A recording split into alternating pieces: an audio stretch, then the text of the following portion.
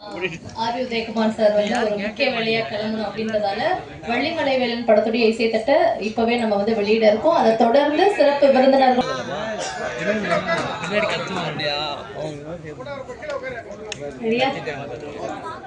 MNR pictures வழங்கக்கூடிய வள்ளிமலை வேலன் படத்துடைய இசைத்தட்டை சிறப்பு விருந்தினர்களாக வருகை தந்திருக்கக்கூடிய இயக்குனர் திரு ஆர் வி உதயகுமார் சார் மற்றும் பேரரசர் சார் மற்றும் மேடையில் இருக்கக்கூடிய சிறப்பு விருந்தினர்கள் அனைவரும் இணைந்து வெளியிட வள்ளிமலை வேலன் படக்குழுவினர் பெற்றுக் கொள்கிறார்கள்.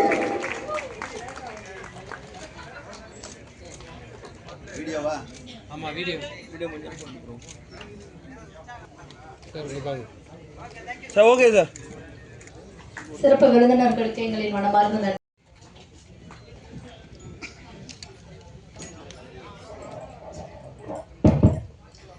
இறைவனுக்கு வணக்கம். எங்க படத்தை வந்து நீங்க பார்த்து ப்ரொமோட் பண்ண வந்த எல்லாருக்கும் ரொம்ப நன்றி. ஸ்டேஜ்ல உட்காந்துருக்க எல்லாருக்குமே ரொம்ப ரொம்ப ரொம்ப நன்றி. வணக்கத்துக்குரிய என்னோட உரையை வந்து நான் ஸ்டார்ட் பண்ணிக்கிறேன்.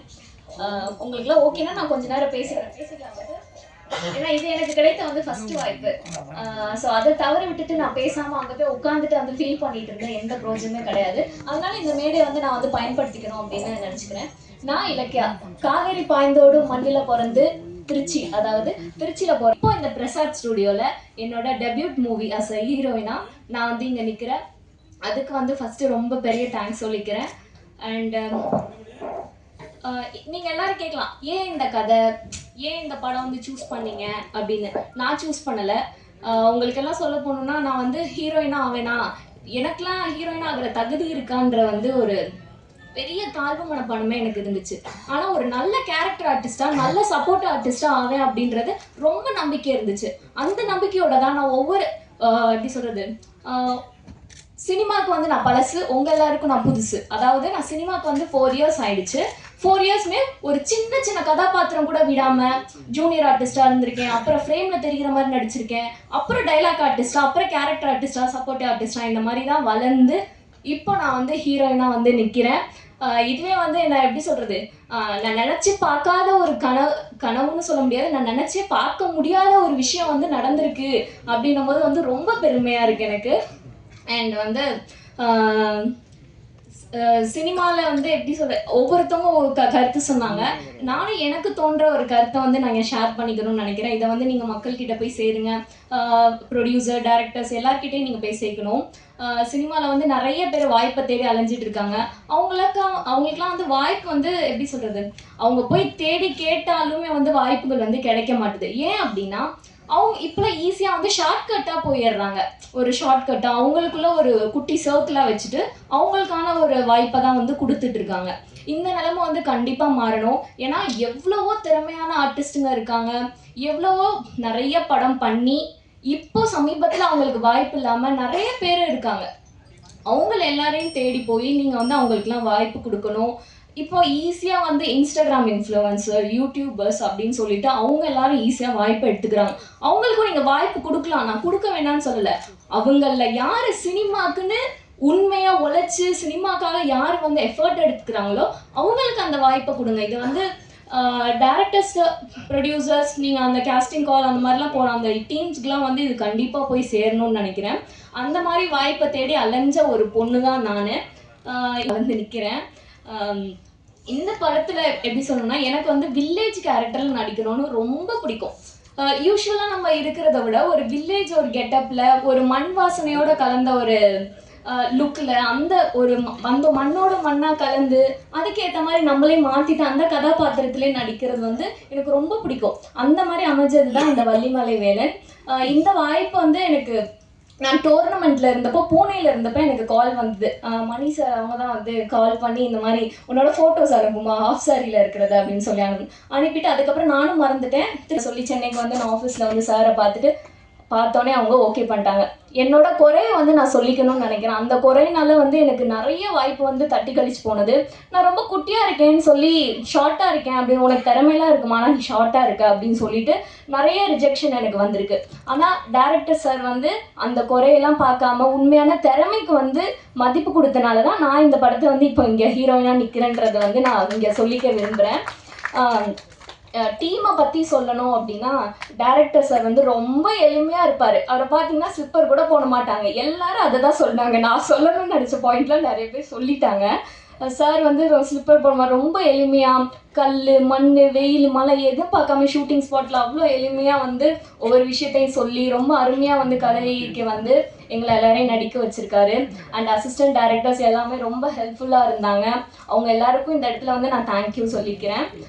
அப்புறம் கேமரா டீம் மணி சார் வந்து ரொம்ப எப்படி சொல்ற அவர் கூட இருந்த ஒர்க் பண்ண எல்லாருமே ரொம்ப திறமையானவங்க. ஒவ்வொரு ப்ராஜெக்ட்லலாம் ஒவ்வொரு ஷூட்டிங் போகிறதுக்கு பார்த்தீங்கன்னா டெக்னிக்கல் இஷ்யூவே நான் வந்து ரொம்ப நேரம் வந்து வளன்னு இழுக்கும்.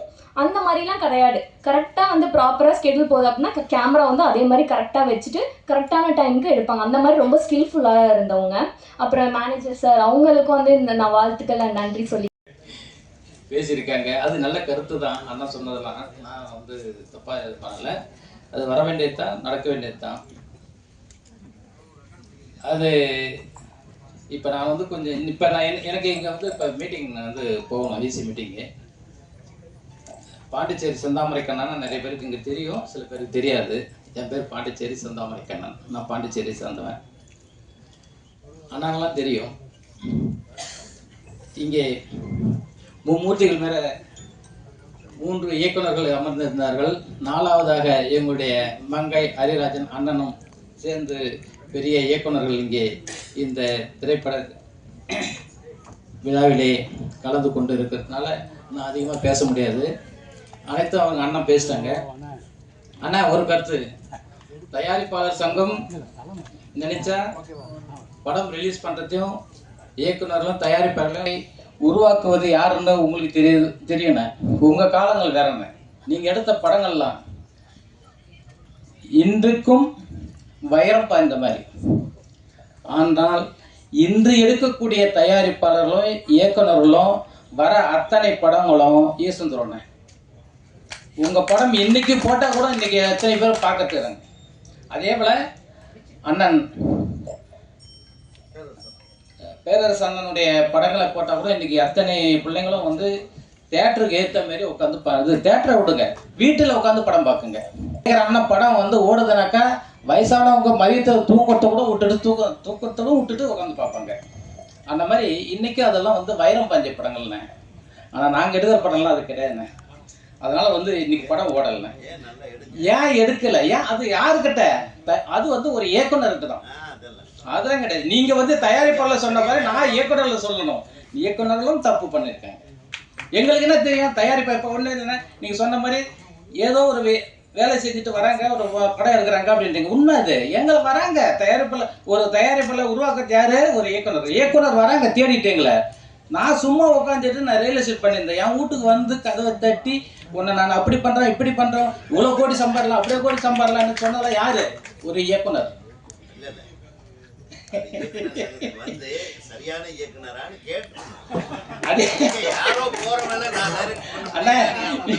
இப்ப நீங்க சொன்ன மாதிரி இயக்குனர்கள் சங்கத்துல இல்லாதவங்க தான் இன்னைக்கு வெளியே சுத்துறாங்க.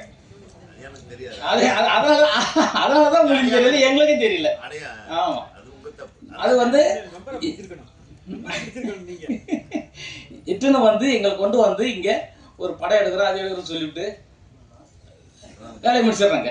அப்போ வந்து நீங்கள் சொன்ன மாதிரி நாங்களாம் வந்து வியாபாரிகள் தான். உண்மை இன்னைக்கு அப்படிதான் நடக்குது. பண்ணியிருக்காங்க. அது வந்து ஒரு இந்த சினிமா மேலே இருக்கிற ஒரு மோகமும் ஒரு பாசமும் ஒரு பக்தியும். அதனால வந்து அவரு ஜெயிப்பார். ஆனா இப்ப இருக்கிற அவரை மாதிரி வந்து எல்லாம் இருக்கணும்னு தான் சொல்றேன். நீங்க யாரும் தப்பா எடுத்துக்காதீங்க. குடும்ப மக்கள் எல்லாருமே வந்து ரசிக்கக்கூடிய வகையில ஒவ்வொரு குடும்பத்துல இருக்கக்கூடிய பிரச்சனைகள் அதுக்கான சொல்யூஷனுமே வந்து ரொம்ப அழகா நமக்காக கொடுத்த ஒரு இயக்குனர் அப்படின்னா நம்மளுடைய திரு வி சேகர் சார் அவர்களை தான் சொல்லணும். ஸோ தயாரிப்பாளர் இயக்குனர் திரு வி சேகர் சார் அவர்களை படக்குழுவை வாழ்த்தி பேசும். நம்ம பேரரசு இவங்கெல்லாம் மிகப்பெரிய வெற்றி படங்களை கொடுத்தவங்க. மங்கை ஹரிராஜன் சீரியல் சினிமா 2லையும் வெற்றி படம் கொடுத்தவர். இன்னும் நண்பர் தயாரிப்பாளர்கள்லாம் இருக்காங்க, எல்லாருமே தெரிஞ்சவங்க தான். எல்லார் பேரையும் நான் சொல்லிட்டா நான் எப்பயுமே வந்து கூட்டத்தில் வந்து கடைசியாக தான் போவேன். எல்லாத்தையும் கேட்டுட்டு இன்னைக்கு முதல்ல அவசரமாக நான் ஒரு அப்பாயின்மெண்ட்டுக்காக போக வேண்டியதுனால நான் தனித்தனியாக பேர் சொல்ல முடியல. இந்த வெள்ளிமலை வேலன் வந்து படம் வெற்றி பெறணும்.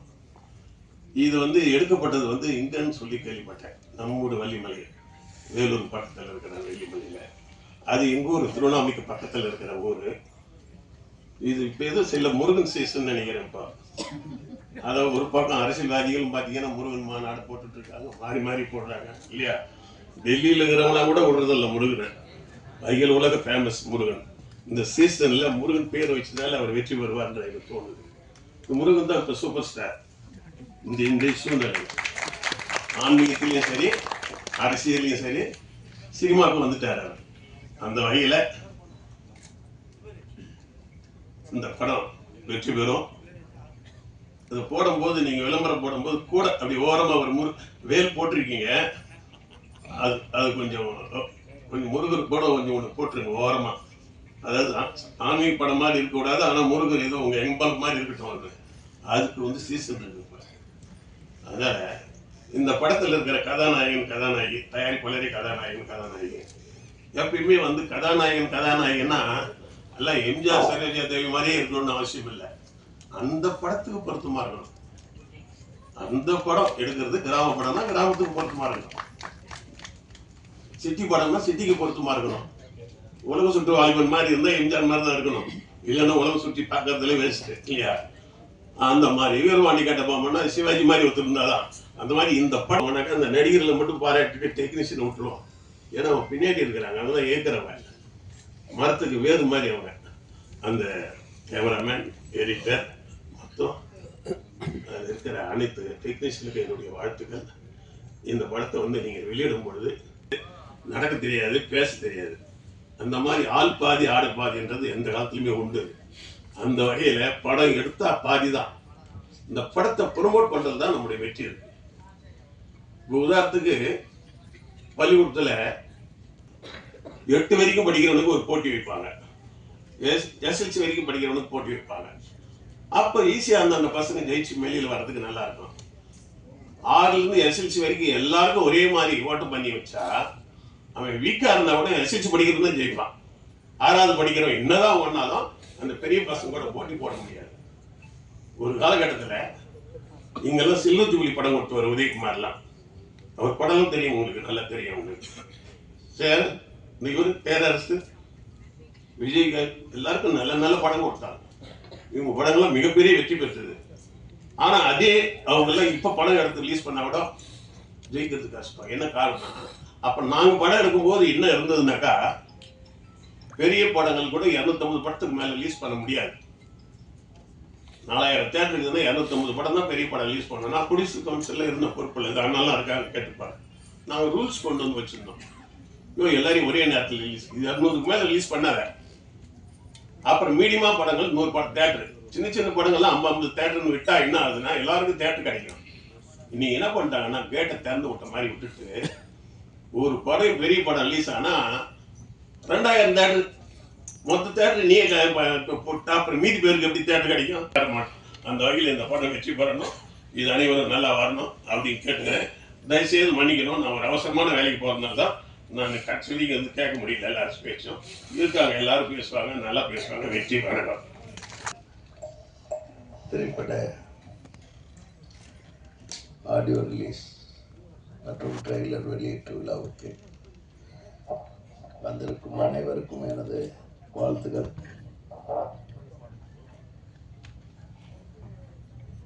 நாகரத்தினம் தயாரிப்பு நடிப்பில்